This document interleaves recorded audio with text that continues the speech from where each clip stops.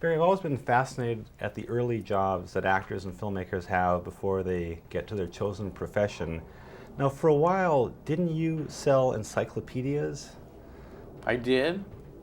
Door to door, knocking on the door, trying to sell encyclopedias, yes.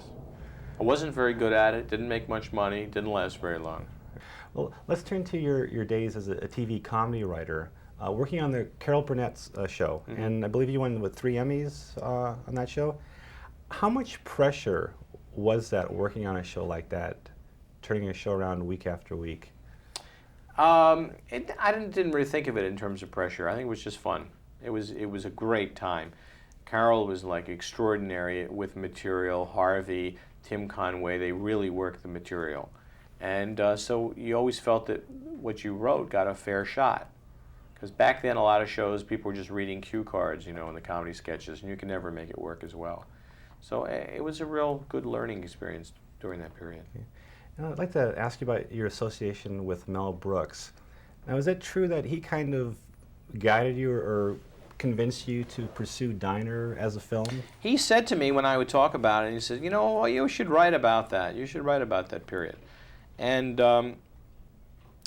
I never really consciously thought about it, and I'm not even sure that I wrote it because he had said it, but perhaps subliminally it got into my head, and one day I sat down and started to write it as a film. Now, Once I figured out what I was trying to say. Every time I'm in a hotel and I telephone down about getting a newspaper brought up, I always think of your cameo in High Anxiety. Now, how did you wangle that your little screen appearance in that film? Because when I worked with Mel, we would act out a lot of the things when we were working on the jokes, and I was doing the Psycho scene, and I took the Bernard Herrmann music, which has this that sound in the shower sequence of Psycho, and I was suddenly put words to it here, here, here, with a high screeching voice. And he said, this is funny. If we do this, you're going to have to do it because there's no maniac that has a voice that high, and that high screeching voice. So I ended up doing that role. Well, let's turn to disclosure. I always feel a little, not sorry, but I sympathize with filmmakers when they approach a film based on a best-selling novel, because you always got the people comparing the book to the movie. Did you have any hesitancy at all about that aspect when you signed up to do this? Well, I think what you want to do is to take the strength of the book and bring it to film, and not suddenly throw out parts that people are really taken by. So I think you want to take the best of the book, because somehow you're going to have to cut something out, but you hope that you don't throw something out that people have a fit over. I always wonder about directors when they're directing actors in a film, and if there's ever a time when they feel sorry for the actors doing a particular scene. I was wondering, the scene where Michael Douglas is taking a shower, I don't know how long he spent in that shower, but did you feel for him at all doing that scene? Well, it's always tough because suddenly the hot water goes off, there's some problem on the stage, etc. They can't get the steam, yeah, and you spend an entire day just being wet.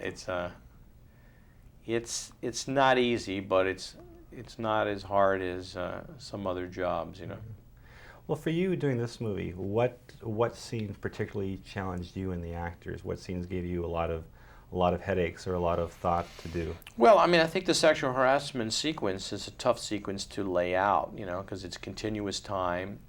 It's it has to build a momentum and the tension, and there's an internal kind of violence to it all, ultimately. You have to be able to figure that out and choreograph it. It's a tough little piece to do.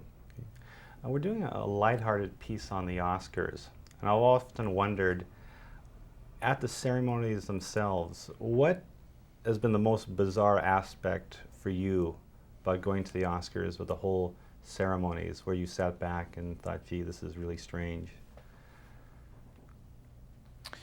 When you say that, the thing that stands out the most in my mind is that if you go to the bathroom, you can't get back in until the next commercial break.